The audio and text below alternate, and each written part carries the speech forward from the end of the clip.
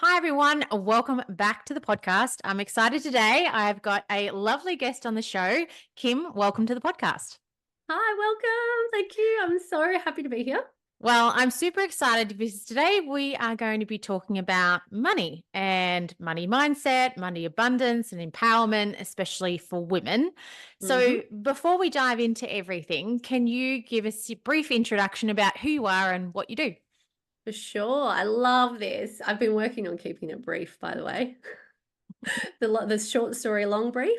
No, so I'm a money coach for predominantly women because, us women kind of stick together. And I help women heal their relationship with money when it comes to mindset and the way they manage their money. So they never have to worry about money again. Based from my own transformation. Well, transformation is a bit of a word, but my own journey, I learned how to handle my money and how to handle my emotions around money so I can start creating a wealthy life and a life full of abundance and create that financial freedom that I was working so hard for. And from everything that I've learned, I've now been like, I have to teach this. I have to share these principles and these strategies and these processes. So now that's what I do. And I like to say I'm a master in the universal laws of money, which we can talk about because everyone's like, what's a universal law? And balancing the masculine and feminine energies of money. So yeah, that's a Hmm. little bit about me. Well, yes, let's dive into that straight away then. Yeah. How do you define what that is? Like the universal laws. Yes, let's Yeah. start with So that. let's go science lesson 101, everyone. But look, in my past life, so pre-money coaching, I actually did study like science and human physiology and all the things. So I was a little bit of a scientist, a bit of a nerd. But I'll do this in layman's terms because I'm a layman's terms person. But I guess we all kind of know that the universe is made up of energy. So the smallest measurable piece of matter is an atom, and an atom is made up of positive and negative waves, which is energy. So then that energy is governed by laws to keep the balance, like the homeostasis, the harmony. So our universe has universal laws to keep the flow and the balance of the energies. So when we understand this, when I learned this, it just blew my mind, right? So this impacts every part of our life and our human experience. The degree in which we struggle depends on how much we resist universal law. So the more we resist the universal law, the more we struggle. And the more we align with universal law, the more our life flows. So when it comes to money, because money is just energy, if everything in life is energy, it's a measurable form of energy. If money is just energy, it's governed by universal law. It's governed by this state, these laws that create flow and harmony and balance. I love going on tangents and then losing my train of thought. If money is just energy, then it's governed by these universal laws. So our relationship with money, like if we struggle with money, struggle financially, there is a level of resistance to the universal law that creates flow for money. Does that make sense? Yes, it does Yeah. make sense. But then the questions that pop into my mind are if you're someone that struggles with money, as in maybe you feel like you never have enough, like you're Yeah. always trying to get Yeah. by, and maybe you're the type of person that's like trying to save because you never have enough.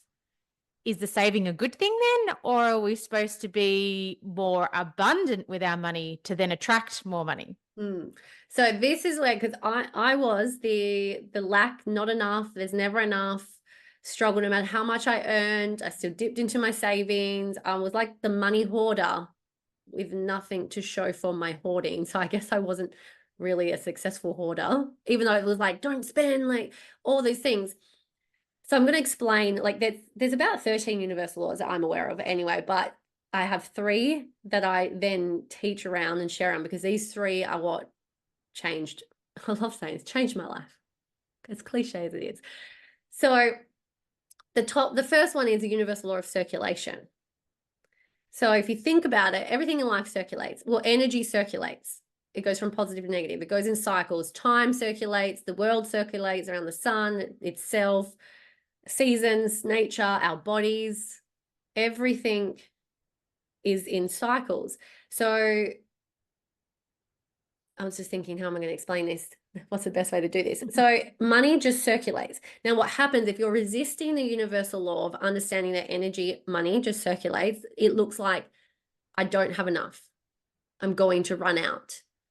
I keep, like, no matter how much money you do attract in, because, you know, if you're earning an income, there's evidence that you are receiving money, you still feel like, I hope my next paycheck comes, or I just need more. I just need it to keep coming. So if you don't trust in the circulation of money, that's the resistance. That's feeling like there's not enough. And I've spent decades in that position. So my little tip to get started with aligning with that universal law is, like, what is your ability to trust the circulation of money and trust that money is unlimited? Energy is unlimited. And a way to think about it is, like, money is like oxygen in a way, right? To live a good quality of life in our society, we need money. Now, when a baby is born, and they're born, I know this, the last time I looked at the stats was a newborn baby is born every 1 minute. I'm pretty sure it's increased since that stat, but every time a newborn baby, a baby is born, they take their first breath. Do we stop and think that there is less oxygen for us to breathe? No. So we believe that there's going to be more than enough because we believe in the circulation of it. So, or we trust in it. And it's the same with money. So if we believe that money is a limited resource on this planet, then we'll never feel like there's enough. But if we believe and trust in that it is unlimited, then we're always going to trust it's going to come to us no matter what. And there is a cycle of money. There's what I call the spend, hold, receive, spend, hold, receive. So money needs to be spent. It's designed to be spent. It's designed to be held. Like, what's your capacity of holding money? And then what is your capacity of spending money from a space of trusting, knowing that it is going to come back to you? So yeah, it's like when I first learned this, my brain was like, oh my goodness. It's like, it all makes sense, but why have I never learned this before? Yeah, well, yeah. I guess from what you said though, like depending on how you've grown up maybe and who's influenced, your beliefs around money, that would have an effect as well. Yes, 100%, which we can talk about too, but I'll finish the other two universal laws because the third one's my absolute favorite. So then there's the universal law of supply and demand, which I feel like I've always heard of the term supply and demand. I paid attention once. I'm a money coach and I paid attention to one class of economics. So I don't know how that worked. I used to hate it. I used to hate talking about economics and finance, and it would just make my gut wrench, which was like 10 years prior when I was still a teenager. But I do remember learning about supply and demand. And then when you're in business, and I've been in business for a long time, you hear about supply and demand. And if you want to increase the supply, you got to increase the demand. So when it comes to money, the money is the supply. And all of us, we want to increase the supply. Like, everyone wants more money. If you don't want more money, well, you wouldn't be listening to this podcast anyway. And you're not going to turn down more money, because more money gives us more life choices and more flexibility and all those things. But if we want to increase the supply, the universal law is, if you increase the demand, the supply must follow. But if you if you just stay focusing on the supply, the only way to increase the supply is by increasing the demand. If you focus on the supply, like you're focusing on the amount of money you want, or I want more money, or I need to hit this income goal, and you're not focusing on the demand, you're like increasing that gap between where you are and what you want to achieve. And when we do that, and when we focus on that, we just feel like, I'm not good enough. I'm not there yet. Like, when I hit that goal, then I'll feel successful. And we just keep making that the distance between what we want and what we want to, so where we are and what we want to achieve, so much further away. And then we feel shit. And then we feel worthless and all those things. So then it's like, okay, well, how do you align with the law? If you want more money, whether it's increase in income, hit your savings goals faster. And I say savings goals because then you're earning the right to invest to make that money work for you, or whatever other money goal. It could just be as simple as, I just actually need to be organized and I want to see where the money leaks are. Or maybe it's all around the mindset, like your mindset and your beliefs and your relationship with money and how you feel. If you want that to change or get better or whatever it is, that's the supply. The outcome is the supply. What is the demand you need to put on yourself? Like, how do you need to increase the demand on yourself. Like, what is it that you need to go do that's going to bring you that outcome? And then when you align with that, you align with, okay, what can I do today that's going to bring me more money? Or what can I do today to tidy up my finances? What can I do? Where do I need to get help? What do I need to learn? What do I need to practice? That's increasing the demand. The supply follows. Mm. And then there's the universal law of handling what you have. And I love this one. You will only ever be given what you can handle. In life, you will only ever be given what you can handle. Because if you can't handle it, you will dwindle it down to an energetic capacity of which you can. So when it comes to money, we all hear the story about the person who wins lotto and they end up more broke. Mm. All the time. All the time. I inherited $62,000 or $63,000 when I was 21. I'm 33 now. It was the first time five numbers was before the decimal point. My gosh, did I feel rich. But as much as I was craving money, craving more money, like I just saw, because I came from my parents sacrificing their happiness and freedom for a stable income. And so I was like, well, I don't want to do that. I feel like if I have more money, I can have more freedom and happiness. So I was like hustling, working, wanting to attract this money in. I attracted this money in. And the first thing I did with it was pay my boyfriend's credit card off. Thank God I married him, but we did break up in between. So like, I'm like, thank God I did that, because technically that would have affected my credit rating now, being married to him. But we broke up for a long time in there. And like, can you imagine? I got this money that I've been wanting. I just gave it away before even paying my own credit card. And the thing is, things kept happening. I wasn't conscious of it at the time. It was more, thank fuck I have that money. And now looking back, it's like, yep, my energetic capacity, my belief in myself and my relationship with money couldn't hold that amount and then make it work for me and like make that money turn into more money.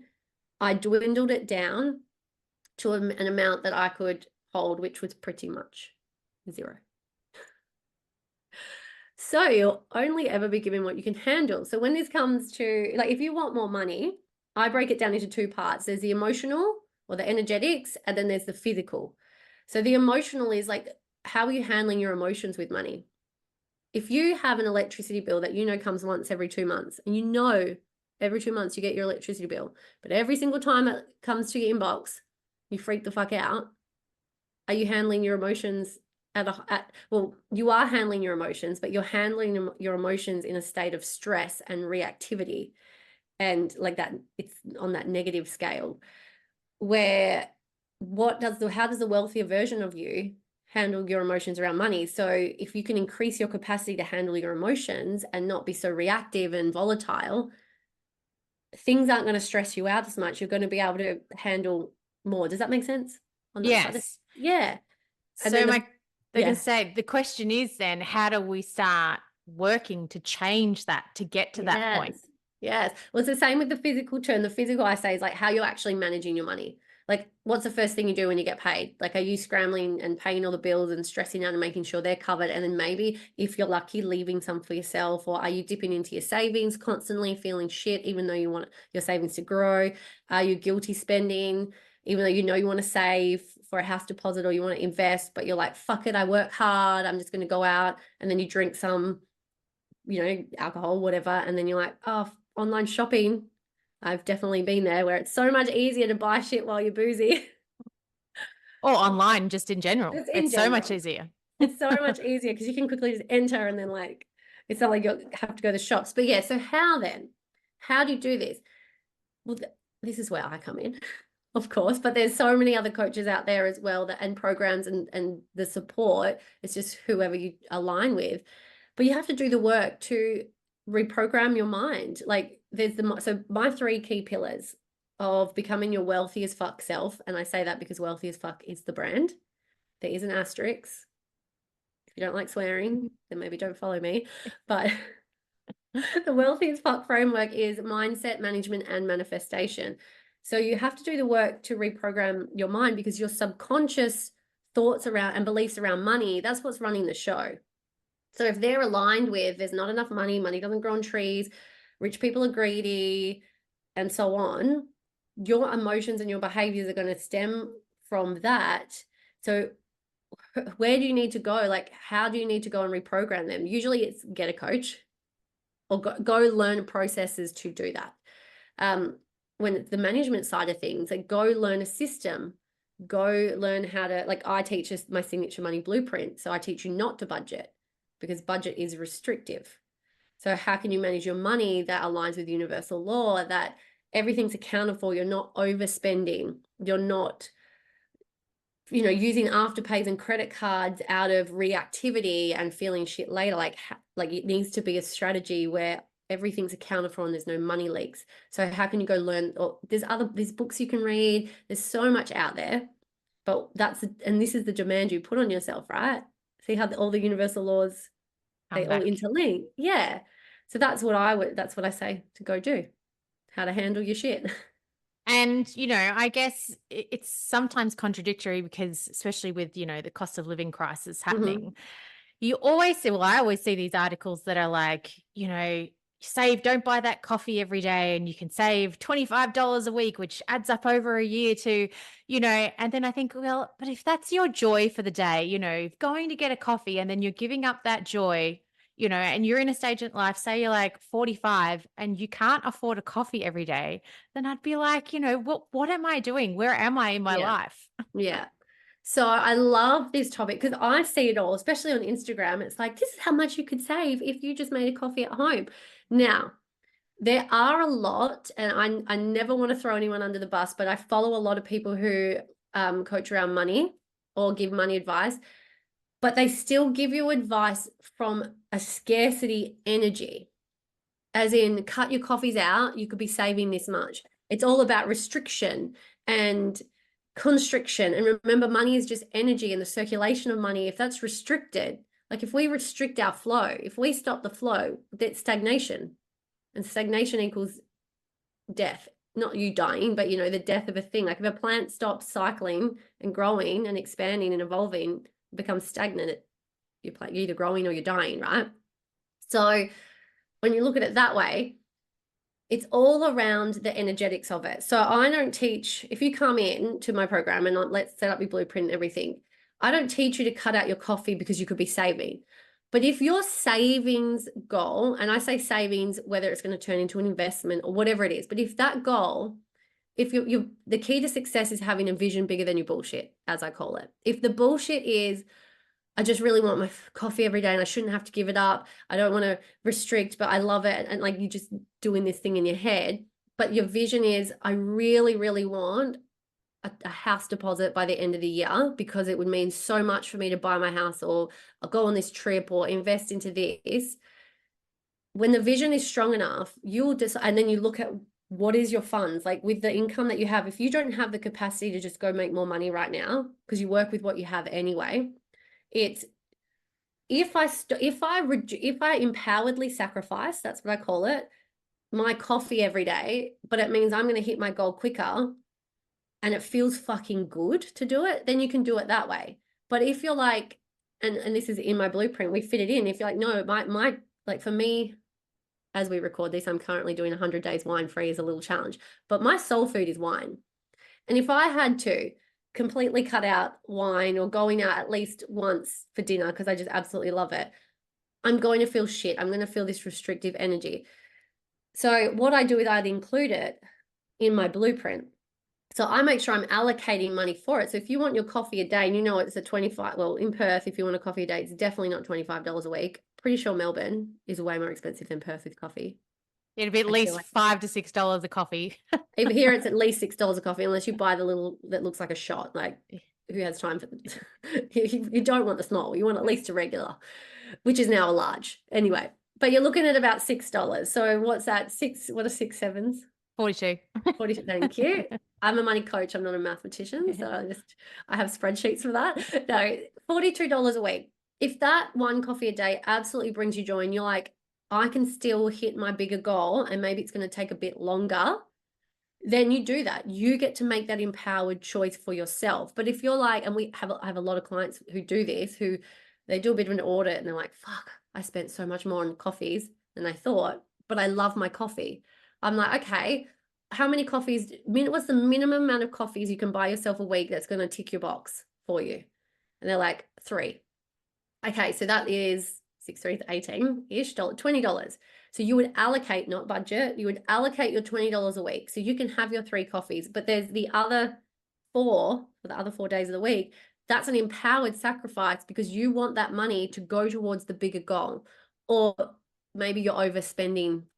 If you're overspending your money, if you earn 100%, but you're spending 120%, and you want to make change and you want to get ahead, you have to take responsibility and set some discipline in place. Like if you're buying all these coffees and going out for meals, but you feel like you don't have enough, there's a level of choice and decision you have to make, or you're going to just stay in the cycle. So can you see how it's like, it's multifaceted, but it depends from the mindset and the energy that you're operating from.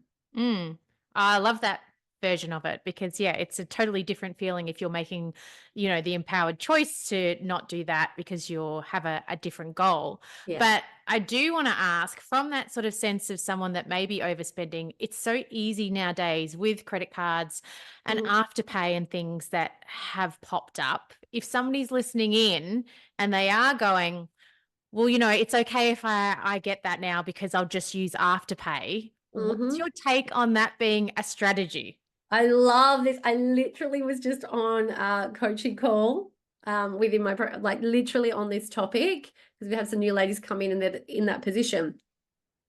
There is nothing wrong with borrowing other people's money. If you, as in the sense of, if you want to buy a house and you haven't got, in this day and age, 800 grand, 6 to 800 grand in the bank to drop down on a house, you get a mortgage. So you're borrowing the bank's money to get what you want, right? It's the same with any kind of loans, lending, afterpay, credit cards. Now, it's from your belief systems and your energy around it. If you're in a lack mentality and you're using credit cards to get what you want, because it's all about, I want it now, I can't afford it now, so I'm going to borrow money to get what I want now and pay it off later. But when we come from lack, it's like we get what we want, and then 4 weeks later, the second afterpay installment comes out. It's like, oh, fuck, I forgot about that. And then we start to resent, like, shit, I've got these repayments. But past self 4 weeks ago really wanted that purchase. So we're just fucking ourselves over. Now, as I said, it's a strategy. There's nothing wrong with using a credit card or Afterpay if you manage your money where everything's allocated, you're not overspending. And if your Afterpay is a means to get what you want sooner, but you rather keep the cash flow because you know part of your blueprint and your strategy for managing money, you can cover those next 4 installments, but you just want, like, say it's $400 and you have $400 sitting in your spendings account that you can buy whatever the fuck you want on it, no questions asked. And you're like, I'd rather have more liquid in there or cash flow in there so I could buy what I want on Afterpay, and that $100 each fortnight is going to come out of that $400 because each time I get paid, I top up my spendings. It's covered. There's nothing wrong with that. Like, but what I would recommend, if you're using a credit card and you can't keep, like, you're using a credit card plus spending all your normal income and using Afterpay, unless you get to work on yourself and do the reprogramming of your mind and set up your blueprint, and it all happens fast. It usually doesn't. We're busy. It's emotional work. So we self-sabotage, like we need accountability, all those things. I would never recommend going from, I'm using it for lack, as no, it's now part of my strategy. You want to work on not relying on using other people's money or credit.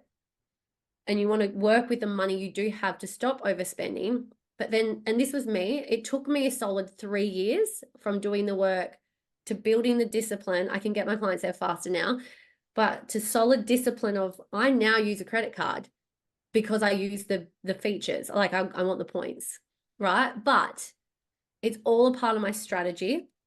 I never use it. I never spend more than I make in that sense. I'm not perfect, but everything, it's all covered. There's no stress. I don't worry. I don't have any negative emotions around it. There's no emotions at all. But I'm disciplined enough. Where old Kim would just, like, I always had a maxed out credit card. So that's, it's almost like if you're listening and you're like, fuck, I love using Afterpay. If you are in a lack mentality or you feel like there's not enough and you're a bit stressed, your victim ego part of your brain will hear me right now and be like, fucking hell, I don't want to like do all that work. That's too hard. No, like it's going to resist. But at the end of the day, you have to ask yourself, like, if you truly want financial freedom, more money is not going to give you that answer, because your spending habits now, if you earn an extra $1,000 a week, a month, whatever it might be, I can guarantee, and this was me, and my past pre-transformed self, and I see it with my clients as well before they do the work. No matter how much they earn, if their behaviors are with money and their emotions with money are the same, they still end up in the same boat. They just usually have bigger debts because their spending capacity and repayment capacity, they have more money to repay, but there's still stress. Yeah. So essentially, no matter how much money you have coming in, if you haven't done that emotional work first to go through it, you're still going to keep the same habits, whether or not you're earning 50,000 a year or 100,000 a year. Yeah. It's like, sorry to break it to you, but yes, if you're coming from lack, yeah, Well, and this was me. Like, I went from uni, couldn't get a job based off my 2 degrees because there just wasn't anything going. And I fell into the online space and I did part-time Pilates teaching. And I built an online business. It was in network marketing, and I took it to the top. I was like, I'm going to hit the top. Now, I did it with hustle and burnout. I did it with very masculine energy. I never felt like it was enough until I hit the top. Now I hit the top rank. And at the time, I was earning about $7,000 a month with no child. I have a 2-year-old now. So this was 6 years ago, I think 6-ish years, 7 years ago. No child, no husband, and no mortgage. So much flexibility and freedom. I was on a 7 to 8K. So I'm just cracking my first 100K year. Residual income too. So if I took a month off, I still got paid it from what I'd built. I was rich for 1 week. The week I got paid monthly. I was rich for 1 week and I was broke for the next 3. So I was like, okay, I've hit the top of this. I've hit this income. This is huge. 100 grand a year as a 26-year-old working for myself. Huge. Still not enough, still felt broke because I still had the same beliefs and the same behaviors that stem from there's not enough money, I'm not good enough, all the other negative beliefs that don't support wealth.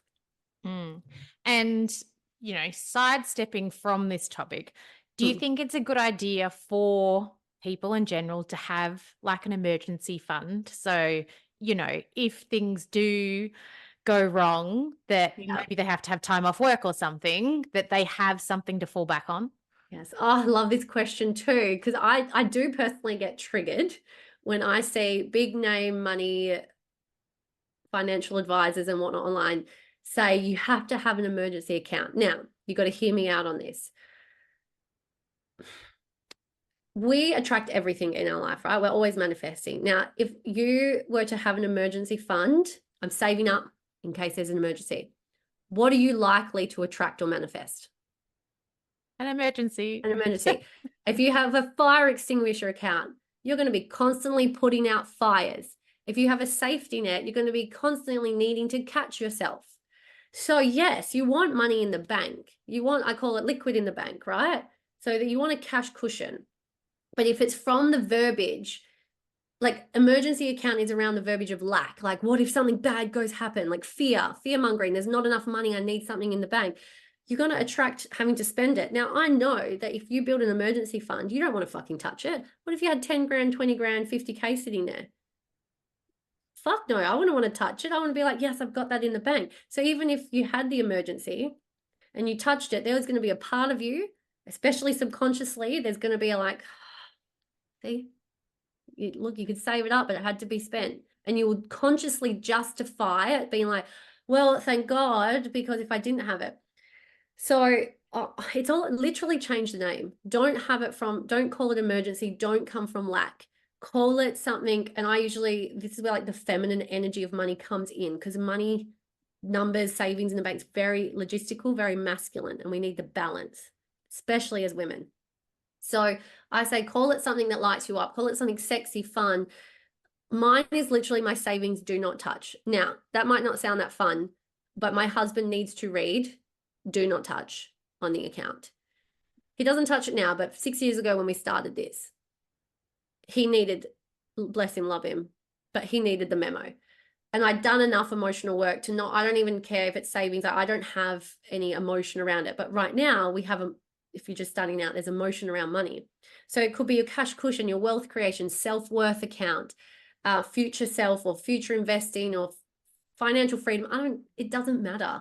But like, wouldn't it, if it was something like my self-worth account, you're less likely to dip into it because the idea is to not dip unless you're investing it to make more money for you. But if it's not like, I don't want to dip from my self-worth account. I don't want to like consciously be taking. But the thing is, it's there. And I can share with you, ever since we implemented this in 2018, 2019, like by 2019, we were traveling, we came back to Australia, and then we're like setting up, just got married, setting up our life, all the things. 2020 COVID happened. Well, 2020 happened, right? Hubby lost work for 4 months. So we went down to one income, didn't have to touch the cash cushion or our savings, but it was there. Then 2021, his only sister died in a car crash. It was terrible, fucked up, all the things. He didn't work for like 4 to 5 months, went down to one income. It was there to cover, like, because we had a lifestyle based off 2 incomes, but we didn't have to touch it. It did get to a point where I was like, babe, either like, are you ready to go back to work, or we need to start touching it? And it was like a decision had to be made. And then the year after, we had a baby. And so he didn't work. If he doesn't work, he doesn't get paid. He works for himself. And he kind of had his own maternity leave that was not funded. You know, bless him, as I say. He was like, I'll just do work still. He didn't work for a while because he's so stay-at-home dad vibes. He's amazing. But the thing is, we didn't have to touch the account. But it was there. And I can tell you right now, if it wasn't there, if we didn't manage our money and we save and we have everything else covered via following principles and fundamentals with like this strategy we use, if we didn't have it there, we would be so stressed out wishing we'd have it there. But when you set it up and it's not from lack, you're less like, you probably don't even need to dip into it. But the thing is, it's there. It gives you that energetic sense of security and stability, which is a stronger foundation to attract more money in from anyway. And even as you were saying before, if you rename it like your self-worth, savings or whatever, that would feel so good going, yep, I'm investing in my self-worth every time I'm putting money into that account. Whereas if it's emergency, you'd just be like, oh yeah, just in case there's emergency, you'd almost resent it. Oh, exactly. And emotions are just energy emotion. When we have emotions that are of a lower vibration and we hold onto them, resentment, guilt, shame, anger, frustration, embarrassment, when you hold on to these emotions, and as a human, the emotions are energy emotion, they're meant to be felt through it. When we're holding on to them, they act as energetic blocks to receiving more. So if you start building up resentment, you're just blocking, like if you want money, money wants to come to you. Money has no emotion. Money doesn't discriminate. Money doesn't give a shit who you are, what you do, what you look like. It's you who creates this emotion with money. And if you start resenting and having shame, and look, you probably do. I carried shame around that, blowing my inheritance. I carried that for years, right? All that's doing is putting up this energetic block and this wall for you to not be able to receive more. So that's a whole nother topic we can talk about, maybe on another podcast. Well, I do want to touch on, you were saying before about the masculine and the feminine energy of money, because I don't think that's something, most people probably know about either. Well, and it's a bit of it's a very spiritual concept. And I used to, back in the day, back in my uni days, I was so science and I thought spiritual was woo-woo until I learned about energy. So science and spirituality, like if you look at it, it's the same thing when it comes to energy, the energetics of things. If everything in life, it's made up of energy. So there is a feminine and masculine balance of energy. It's like the positive, negative, not that one is positive and negative, but it's the duality, right?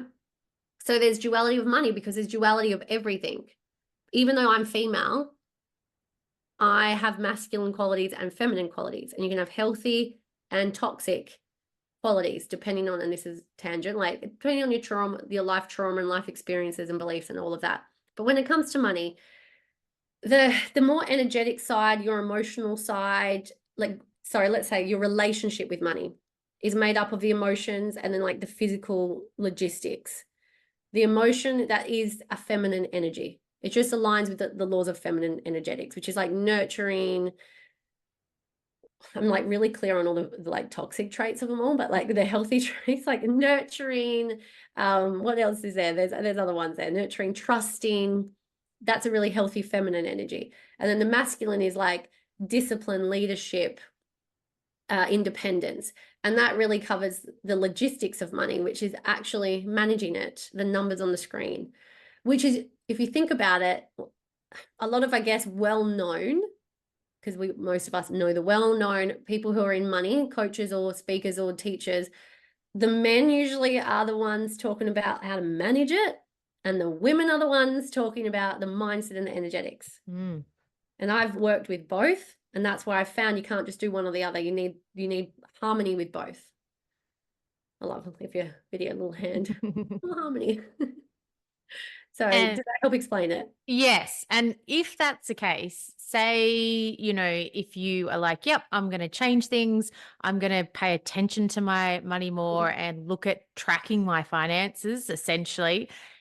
How do people, like, how often should people be doing that? Is it let's check in once a week? Is it a check in daily? Is it too much or not enough? Well, it's just your relationship with money. If you're in a relationship, well, you're in a relationship with yourself, right? You have your health, a relationship with your health, like different areas of life. You have a relationship with your work, career, with family. But let's use your, like, say, sexual partner. So boyfriend. So many words that in this day and age, your partner, okay? The partner that you're intimate with, whoever they may be. If it's healthy, what's the connection like? Are you checking in with them? Do you connect on a daily basis? Do you do things to nurture the relationship? Or is it, do you know what I mean? Like there's a level of what that looks like to you. It's the same with money. It's not about like obsessing in a negative way, but there's healthy obsession, just like you've been obsessed with, like a healthy obsession with making your body, like nourishing your body with health, and what you're eating and all that. So like a balanced obsession. I guess there's two parts. Like if you work with me and you follow the Wealthy as Fuck framework and you learn the money blueprint, you set the structure for yourself. Like when you get paid, you run your money through your blueprint. It organizes everything. Every couple of months, you align with supply and demand, increase the demand. We need to tweak, increase savings goals, and tweak this, tweak that. So I give a bit of a strategy, but if you're not following that framework and on the Wealthy as Fuck journey, you really got to think like, well, what are you doing now and how can it be better? Like, do you need to, well, this is one of my quotes, a Kim Kent quote. It's a mouthful. Clarity builds wealth and delusion keeps you broke. It applies to everything in life with wealth and what wealth and broke means to you in that area of life. But with money, clarity builds wealth and delusion keeps you broke. So if you are not, like, how clear are you on your numbers? If you're in a deluded state, which is, I don't spend that much on takeout and coffees and going out, but I don't know why I don't have much money and I don't know why I have to keep dipping into my savings. If you can't tell me your numbers, you're deluded. And no one wants to be delusional. So clarity, get clear, do an audit, go back. Here's a hot tip. Go at least the last 4 weeks of your transactions on your online banking and go and categorize them all. And I can guarantee you'll have your categories of like groceries, bills, rent, whatever. And then you'll have I call it the what the fuck account. One of my clients, when she did it, she called it the NFI. And I was like, no fucking idea. Yeah. And she's like, yeah, the no fucking idea category. If you're not clear on your NFI, you're totally deluded. Like I don't have, and everyone who follows my blueprint, we don't have an NFI category because we know where all our money goes, whether it's spendings, bills, expenses, savings, investments. It's clear because clarity builds wealth, and you can't build your wealth if you don't know what you're working with. It's like building the skyscraper. You want to turn your single story house into a skyscraper, and you're just trying to do it on top of the foundations of your single story house, and you just go in, it's probably going to start crumbling and try and rebuild it up. Like you got to get really clear on the structure, the architecture, like the engineering, and then you're going to have to lay stronger, solid foundations to be able to build, if that makes sense. Well, I think there's probably a lot of people that may be listening in that let their partner handle the finances and Yes. Yeah. they don't pay too much attention to anything. Yeah. And I work 99% of the time with women. And then if they're in a relationship, obviously if you're single, you're doing all your own stuff. Maybe, hopefully, and look, hopefully you're not relying on your parents to do it all for you, because, let's step into personal power. You're a grown-ass woman. But if you're in a relationship, especially marriage, I'll talk about marriage, because if you're married, you've signed a contract to be a team.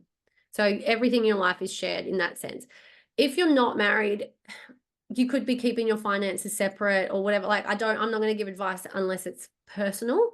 Like, I need to know your situation. But in the scheme of marriage, if you're in a position, whether you earn income or not, and maybe your hubby is the only income earner, like, you guys are a team.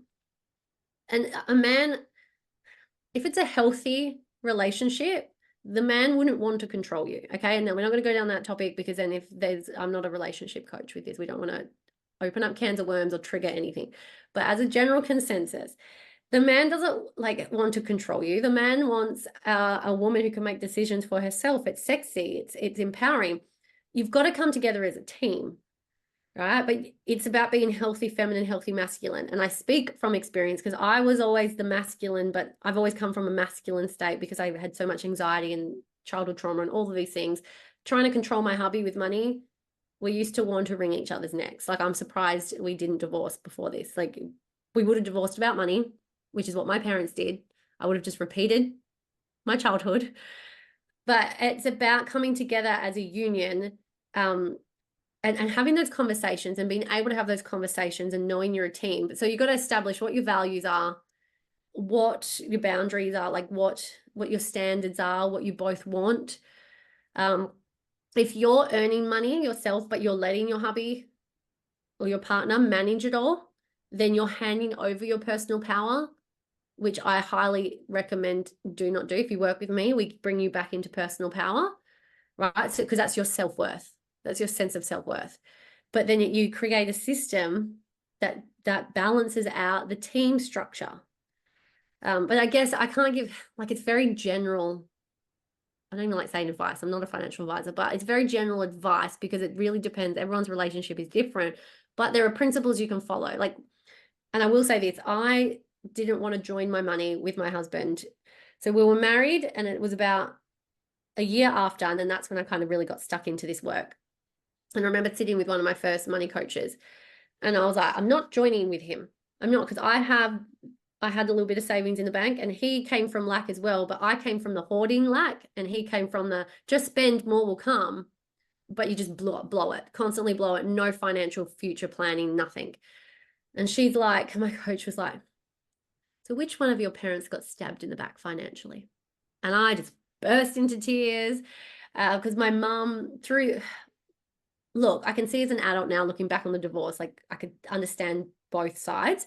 But as a child, my dad never said anything, because I thought he didn't care, but no, he was just protecting his children from fucking drama. When my mum, I heard everything, and she shared everything with me, and she's the victim martyr, and she just is. She's just really good at doing that. And it was, I witnessed her getting stabbed in the back, left with nothing, which she didn't now as an adult, but that was her experience. So I carried this, don't ever join in case of divorce and you're left with nothing. And so technically I was manifesting a divorce by staying separate. Because if I'm acting, I signed a fucking contract. When you're married, you sign a contract. You're a team. Otherwise, don't get married. Really think about it. You're a team. You're making this commitment to yourselves. Ideally, when you got married, you're not planning to divorce. Yeah, you can. It's an option, but you're not planning to it. So it's about trusting the union. And I can tell you right now, the moment I did bring it to my husband and I was like, look, this is where I'm at. He's like, I'm happy to join our finances. And the moment we did it, we came together energetically. It's like we came together with this deeper trust within each other, but we came together with a strategy. We didn't just join and then just kept living our willy-nilly behaviors, because I would have stressed out every time he spent something on I considered dumb shit, even though my dumb shit isn't dumb to me. So we've had a blueprint to follow. So we have our savings, we have our spendings that the no questions asked. We make sure all of our expenses are covered. So we're taking responsibility, but we're still paying ourselves first as well. And I can tell you, we just never fight about money anymore. We fight. We're human. we're a normal married couple. We piss each other off in other ways. But I can say, hand on my heart, we do not fight about money anymore. Which is amazing. That's And amazing. if there is somebody listening that's like, yep, I want to get on board and I want to sort my stuff out, but I've spoken to my husband or my wife or whoever it is, and they're not interested. They just think things are fine as they are. Mm. What advice do you have for those people? Okay, so if you're not in a position where you can make the decision yourself, there's certain, this is about, and you're female, it's about stepping into your healthy feminine. Because, and this is, I learned this the hard way, but I'm glad I learned it. At the end of the day, if there's a decision you want to make, so for example, I have so many women who say, I really want to do wealthy as fuck. I've got to check in with my husband. Husbands don't want permission. They don't want you asking for their permission. But, because what that does, it hands them the power. And if they don't care, they'll just be like, no. But you need to share why it's important to you. If you can't make the decision yourself, it's okay. I would say write down at least 20. You should easily get a minimum 20 reasons why it's important for you to learn these skills and do this work. Now, the first 10 will be surface level, but you got to think about your future. Like one of the big reasons, I can't share them all because it will take away you doing it yourself. But like one of the reasons, especially if you're a parent, you want to teach your kids, like they learn from you, not what you tell them. They watch you and your behaviors. So you want to set them up. You want to create this legacy of a new way of handling money. It's, if you are fighting with your husband, it's like, I want a future with you where we're not butting heads financially, where we can come together as a team. So write down all the reasons why it's important for you now and your financial future. If you share that with your partner and say, look, this is why it's important to me. If you're in a healthy relationship, why would he ever want to take that away from you? He would want to support you. And I will say this, like, if he still wants to take it away from you, like, I would just really look at your relationship again, not a financial relationship coach, but I would love, and part of my mission is to get you into a position where you can make decisions. Like I can make decisions. I will always make my own decision. But the thing is, I'm not going to not consider my husband, especially because if he made a financial decision without me, I'd be pretty pissed. We'd come together and old me would just be like, I'm going to make this decision and just tell him. But if he did it to me, I'd be like, how dare you not consider me? Like, so unhealthy. But now it's like, I really want to do this, and I'll go to him and I'll share it. And the thing is, when you do this work and you get into a position where you're managing your money and everything's allocated, now if I want to go make a decision to go invest, like I just dropped 10K on another business coach, and I'm taking us to Italy and all these things, is because I set myself up to be able to do this where I don't need permission. Like I know I've got it covered because I do earn money myself. I've got it covered. But before then, it was bring it to him as a team. Why is it important? How can we make it work? If he gets his say too, well, I don't think that's so smart right now. Or can we look at something that's going to be more affordable? And then you could come back and say, look, I can make this affordable if we look at it this way. And this is the return on investment. So it's healthy communication. It's just not the easiest thing to do. But you got to do it. Yeah, I was going to say those conversations are probably never easy, but the more you have them, the easier it probably get. So much easier. Trust, I am speaking hand on heart from experience, from someone who, if you ask my husband right now, he fucking hell, I would trigger him so much with just being such a hypocrite around wanting to make decisions, but not including him, or then just telling him and him not, all the things. So now we have healthy communication. It's so easy. It's like this, it's your team. It's like you're working, you raise the standard of your relationship so you can talk about money and have a healthier relationship with money. Which is what we're all aiming for, aren't we, Yes. at the end of the day? Yes. Now, I always love to ask my guests before we wrap up, if there's one piece of advice that listeners could go out and instigate straight away after listening to this podcast, what would you suggest? All right. I'll give you a money management tip because it's always easier. We always want the tangible, like, what can I do right now? Even though the money mindset stuff's very important, it's just emotions that you're dealing with. But what you can do right now, no matter how you receive money, whether you have get paid a wage, a salary, a business income, like you pay yourself, you get it from the government, you get support from somewhere, I don't care how it comes to you. Money's coming to you, right? The first thing you want to do when the income lands is you save.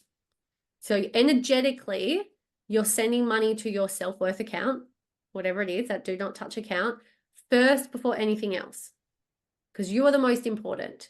You're going to pay your bills, you're responsible. I get that, right? They're going to get paid.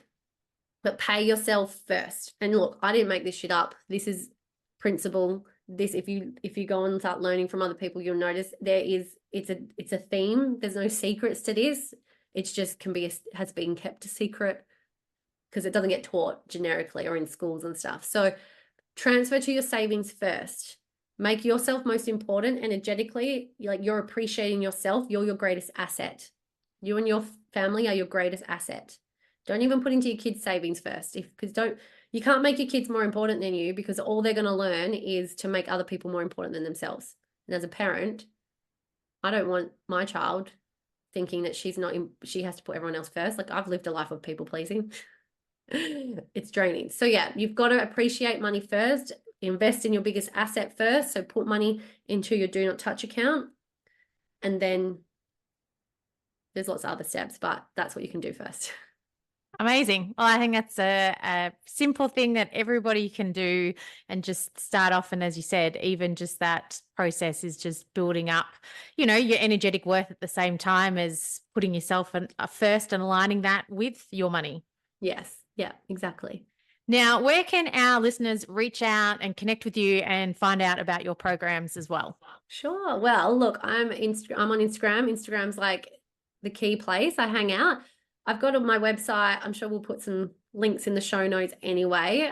We'll put the link for my Wealthy as Fuck program, because you can just read up about it and you can apply for it. It's very exclusive on who I intake. But if you're on Instagram, come find me. It's Kim Kent _, and follow me. There's a link in my bio, and the link in my bio gives you where to go and whatnot. You can download my free ebook, which is my 5 steps to creating financial freedom in your current budget. I've already given you one, the Save First, so you'll get the other 4. And there's a link to my Facebook group community as well, so you can connect with me there. I'll make sure all the links, that you have all the links to share in the notes as well. But yeah, Instagram's the place to be. Amazing. Well, yeah, as you said, I'll link that all up in the show notes so listeners can head there. But thank you so much for coming on the podcast. It's been a pleasure having you on. And I think this is such an important topic to speak about, especially for women. And, in this day and age where cost of living is going up, if you can be in charge of your money and be empowered with it, it's only going to be a good thing. Yes. Thank you so much.